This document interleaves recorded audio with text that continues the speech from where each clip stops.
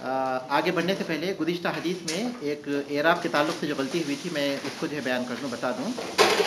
من آداب الاکل والشرب جو ہم لوگ پڑھے تھے اس میں میں نے ذکر کیا تھا اذا اکل احدکم میں احدکم فاعل ہے اور کم مفعول ہے، جبکہ حقیقت میں وہ مفعول نہیں ہو سکتا کسی بھی طرح، کیونکہ ابتدائی بات ہے بالکل کہ ضمیر اگر اسم کے ساتھ ہو یا فعل کے ساتھ ہو وہ ہمیشہ حالت جر میں ہوگی۔ ضمیر اگر اسم کے ساتھ ہو جیسا کہ یہاں ہے احد کے ساتھ، یا پھر حرف کے ساتھ ہو جیسے لہو ہو یا بہی ہو یا عنہو ہو تو وہ حالت جر میں ہی ہوگی۔ تو احدکم میں احد یقیناً فاعل ہوگا لیکن پھر وہ مضاف ہو جائے گا اور کم جو ہے مضاف الیہ حالت جر میں رہے گی، کیونکہ اللہ تبارک تعالیٰ کے اس فرمان سے بھی یہ چیز واضح ہوتی ہے اذا جاء احدکم الموت، اذا جاء احدکم الموت، وہاں پھر الموت مفعول بھی ہے، وہاں الموت مفعول بھی ہے۔ تو ضمائر کے جو احکام ہیں وہ کسی وقت ہم تفصیل سے کریں گے، لیکن اگر یہ اسم کے ساتھ یا فعل کے ساتھ ہو تو وہ ہمیشہ کیا ہوتی ہے؟ مجرور ہوتی ہے۔ اسم کے ساتھ یا حرف کے ساتھ ہو تو ہمیشہ کیا ہوتی ہے؟ مجرور ہوتی ہے۔ فعل کے ساتھ ہو تو وہ ضمیر رفع بھی ہو سکتی ہے جیسے ضربت، یا پھر ضمیر نصب بھی ہو سکتی ہے جیسے ضربنی۔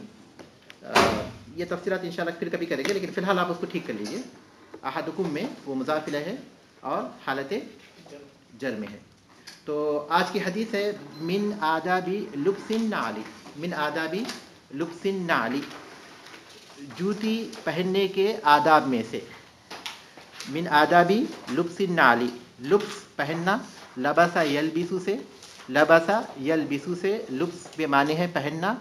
النعل یہ واحد ہے اور اس کی جمع ہے نعال و انعل، نعال و انعل، اس کے معنی ہے جوتی، جوتی، سینڈل، یا پھر وہ چپل جو اس میں تسمہ ہوتا ہے اس کو جو ہے نارمل جو چپل ہے اس کو حذاء بولتے ہیں عربی زبان میں، حذاء، حا زال الف حمزہ، لیکن جوتی کو جو ہے نعل بولتے ہیں، نعال، اس کی جو ہے جمع ہے نعال یا انعل۔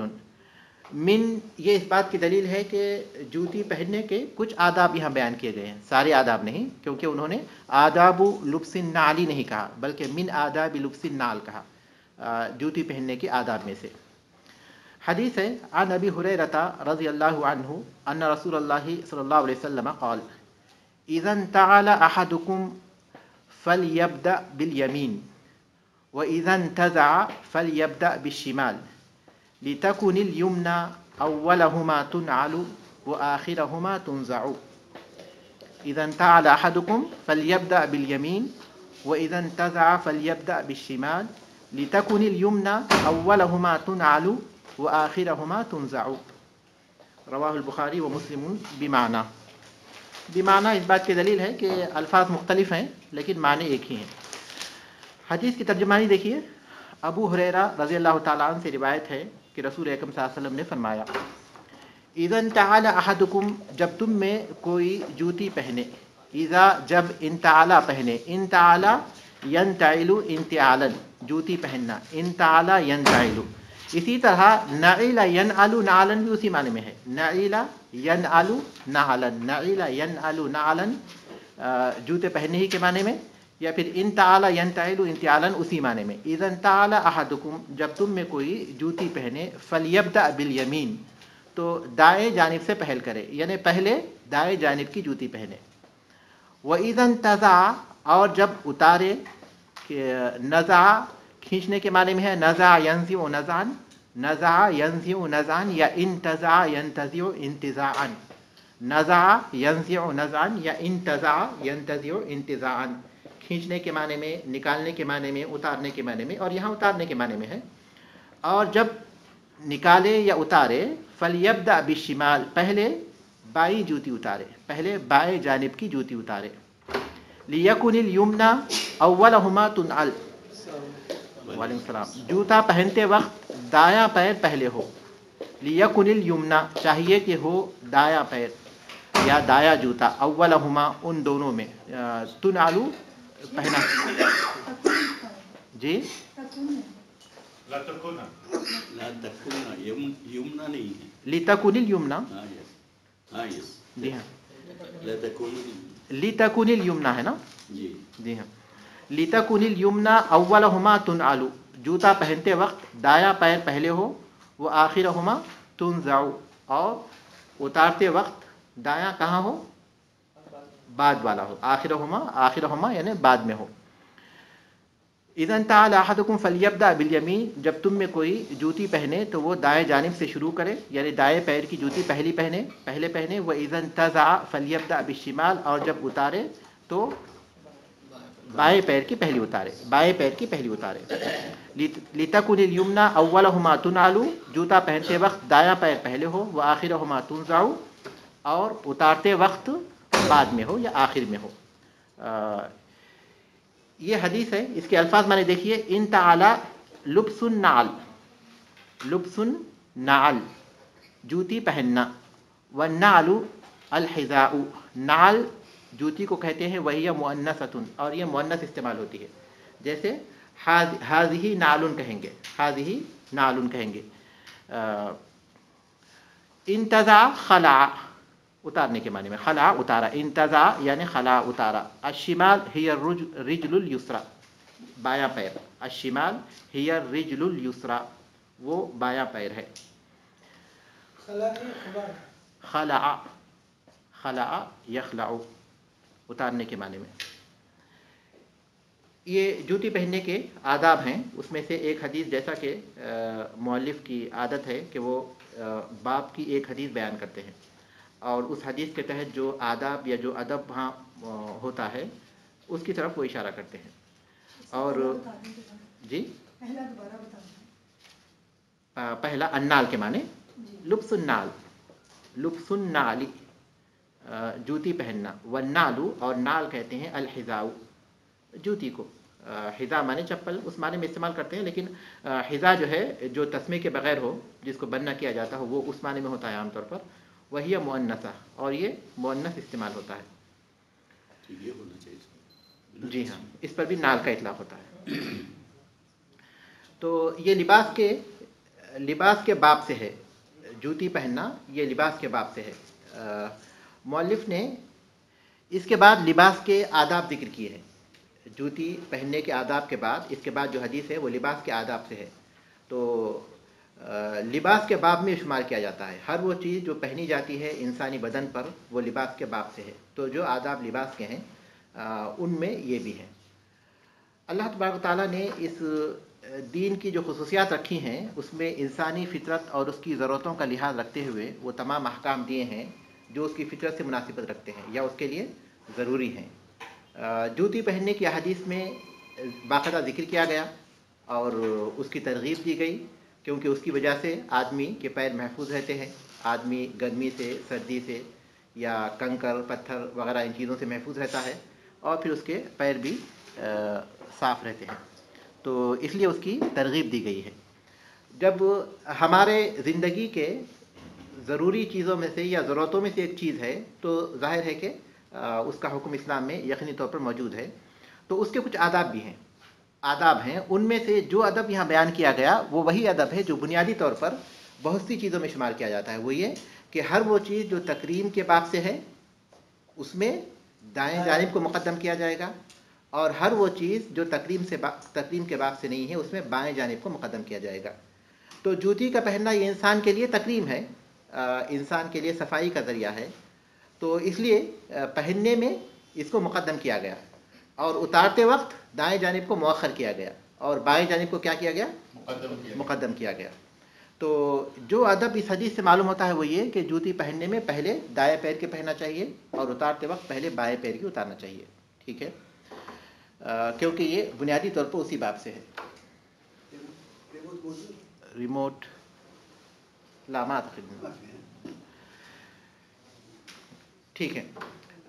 लेकिन अगरचे के यहाँ हुक्म है, क्योंकि हदीस में है फलियब्दा बिल यमीन, है ना, लेकिन फिर भी यहाँ आप देखेंगे अहम्मुल फवाइद में उन्होंने कहा इस्तिहबाब तक़दीमिल यमीनी, इस्तिहबाब कहा, दाएं जानिब को मुक़द्दम करना मुस्तहब कहा, वाजिब नहीं कहा, बावजूद ये कि उसमें अम्र है। क्यों? क्या वजह है उसकी? हाँ, हर वो चीज़ जो अदब के बाब से है उसमें अम्र को इस्तिहबाब पर महमूल किया जाएगा। आदाब के बाब में जो अवामिर हैं उनको किस पर महमूल किया जाएगा? मुस्तहब पर महमूल किया जाएगा। तो ये मुस्तहब है। جوتی پہننے کے جو آداب یہاں بیان کیے گئے ہیں ان میں پہلی چیز تو یہ ہو گئی دائیں اور بائیں کا خیال رکھنے کے. دوسری یہ کہ ایک ساتھ دو جوتیاں پہنے. اس حدیث سے خود بھی یہ بات معلوم ہوتی ہے کیونکہ رسول اکرم صلی اللہ علیہ وسلم نے یمین اور یسار دونوں کا ذکر کیا ہے نا. ایک کا نہیں ذکر کیا, یمین اور شمال دونوں کا ذکر کیا, ایک کا ذکر نہیں کیا. تو اس کا مطلب یہ کہ دونوں پیروں میں جوتی پہننا چاہیے. بعض صحیح حدیث میں ایک پیر میں جوتی پہننے سے منع کیا گیا. اس کی وجہ امام نووی رحمۃ اللہ علیہ یہ بیان کرتے ہیں کہ یہ وقار کے خلاف ہے, انسانی وقار کے خلاف ہے, انسان کے وقار کے خلاف ہے, کیونکہ وہ دونوں پیر ایک ساتھ ایک طرح محسوس ہوتے ہیں, لیکن جب ایک پیر میں پہنے گا تو وہ اسے مناسب نہیں لگے گا.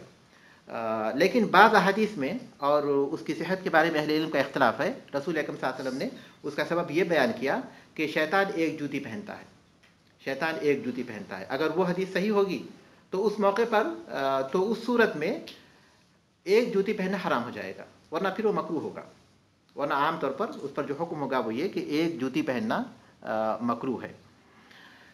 اور پھر اس کے ساتھ ساتھ اس کا ایک ادب یہ بھی ہے کہ اگر جوتی اچھی حالت میں ہو اور اس میں کوئی نجاست نہیں لگی ہو تو اس میں نماز بھی پڑھی جا سکتی ہے. رسول اکرم صلی اللہ علیہ وسلم نے ابو داؤد کی ایک حدیث میں فرمایا خالف اليہود فإنہم لا يصلون فی نعالہم. یہودیوں کی مخالفت کرو, وہ اپنی جوتیوں میں نماز نہیں پڑھتے. اور جیسا کہ ابو داؤد کی وہ مشہور حدیث جو اس سے پہلے گزر چکی, اللہ کے رسول صلی اللہ علیہ وسلم نے نماز کے دوران اپنی جوتیاں نکال دی تھی, تو صحابہ نے بھی نکال دی تھیں. تو اس سے معلوم ہوتا ہے کہ جوتیوں میں نماز پڑھی جا سکتی ہے, بلکہ رسول صلی اللہ علیہ وسلم نے کہا کہ اس میں پڑھنا چاہیے. لیکن ظاہر ہے کہ یہ اس وقت ممکن ہے جب کہ آدمی جو ہے بر میں نماز پڑھتا ہو, صحرا میں نماز پڑھتا ہو. لیکن آج کل جو مساجد بنی ہوئی ہیں, انسان اگر شدت کے ساتھ سنت ہے اس پر عمل کرنا چاہے گا تو وہ نقصان کر دے گا.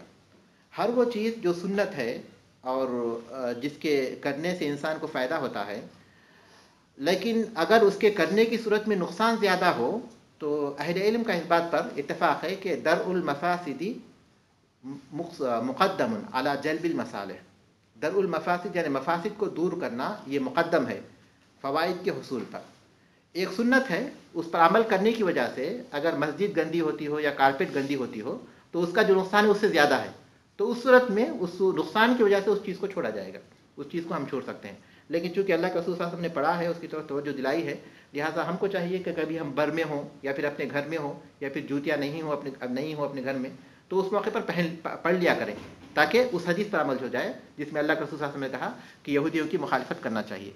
اس طرح اللہ کے رسول صلی اللہ علیہ وسلم کی ایک عادت یہ بھی تھی کہ کبھی کبھی آپ بغیر جوتے کے بھی ہوتے تھے. رسول اکرم صلی اللہ علیہ وسلم کبھی کبھی بغیر جوتے کے بھی ہوتے تھے. جب اپنے گھر سے تھوڑی دور کے لیے نکلیں کسی مہمان کو ودا کرنے کے لیے کچھ دیر کے لیے, تو اللہ کے رسول صلی اللہ علیہ وسلم کی سنت سمجھ کر اس پر عمل کرنے کی صورت میں بھی انشاءاللہ انسان اجر سے محروم نہیں ہوگا. تو اہم الفوائد آپ پڑھیے. پہلا فائدہ نمبر 1 استحباب تقدیم الیمین فی کل ما فیہ تقریم. ترجمہ کیجیے. یعنی دائیں جانب کو استحباب کیا گیا ہے, دائیں جانب کو مقدم کرنے کا استحباب, دائیں جانب کو فی کل ما فیہ تقریم, جس چیز کے اندر تقریم پائی جاتی ہے, ہر وہ چیز جس میں تقریم پائی جاتی ہو. استحباب تقدیم الیمین, دائیں جانب کو مقدم کرنے کا استحباب, فی کل ما فیہ تقریم, ہر اس چیز میں جو تقریم کے باب سے ہو یا جس میں تقریم پائی جاتی ہو. اس کے بعد دوسرا فائدہ پڑھیے. آج مرد حضرات پڑھیے, پھر نیکسٹ کلاس میں عورتیں پڑھیں گی. پڑھیے جی میں پڑھیے. استحباب البداء بالیسار فیما لیس فی تقریب. استحباب البداء بدء بالیسار, استحباب ہے اتارنے کے لیے بائیں جانب سے ابتدا, الٹے پیر سے اتارنا ہاں مستحب ہے. بالکل. فیما لیس فیہ تقریم, فیما لیس فی تقریب, اس چیز میں جس میں تقریم نہ ہو. استحباب البدء بالیسار, بائیں جانب سے ابتدا کرنے, بائیں جانب سے ابتدا کرنے کا استحباب. فیما لیس فیہ تقریم, ہر اس چیز میں جس میں تقریم نہ ہو. اس کے بعد پڑھیں. علی التعود علی النظام والبعد عن الفوضى. الحث مانے ترغیب دینا, ابھارنا. علی التعود, عادت ڈالنے پر, عادت ڈالنے پر. تعود یتعود عادت سے ہے. علی النظام ڈسپلن, سسٹم, نظام کی پابندی کی عادت ڈالنا. ہاں, اور والبعد عن الفوضى, اور بد نظمی, بد انتظامی سے دور رہنے پر. کیونکہ باقاعدہ ایک سسٹم ہے उतारते वक्त पहले बायां पैर उतारे, पहनते वक्त पहले दाएं पैर में पहने। तो एक सिस्टम, एक निज़ाम है हर चीज़ में। तो इसमें ये जो तरीक़ा बताया गया उससे भी ये बात मालूम होती है कि हमको उभारा गया इस बात पर कि हम एक निज़ाम पर अमल करें हर चीज़ में। अल-हस्सु अला तअव्वुद अला निज़ाम, निज़ाम पर अमल करने की आदत डालने की तरगीब, निज़ाम पर अमल करने की आदत डालने की तरगीब। वल बुअद अनिल फौदा, और बदनज़मी से दूर रहने की तरगीब। उसके बाद कोई और पढ़िए ना, पढ़िए, आप पढ़िए। जी हाँ, इहतिमामुल इस्लामी बिल हसना। जी हाँ, एहतमाम करना एहतमाम करना, इस्लाम का एहतमाम करना, अच्छी आदतों का इस्लाम में एहतमाम किया गया। एहतमामुल इस्लामी बिल आदातिल हसनती, इस्लाम का एहतमाम करना यानी इस्लाम में एहतमाम किया गया है बिल आदातिल हसनती, अच्छी आदतों का इस्लाम में एहतमाम किया गया है। ये इसके फ़वाइद हैं। लेकिन इसके साथ साथ इस हदीस से ये बात भी हमें मालूम होती है कि दोनों जूतियाँ एक साथ पहनना चाहिए, जैसे दाएं और बाएं, इससे मालूम होता है। और ये लिबास के बाब से है। ठीक है, कोई सवाल है किसी के पास?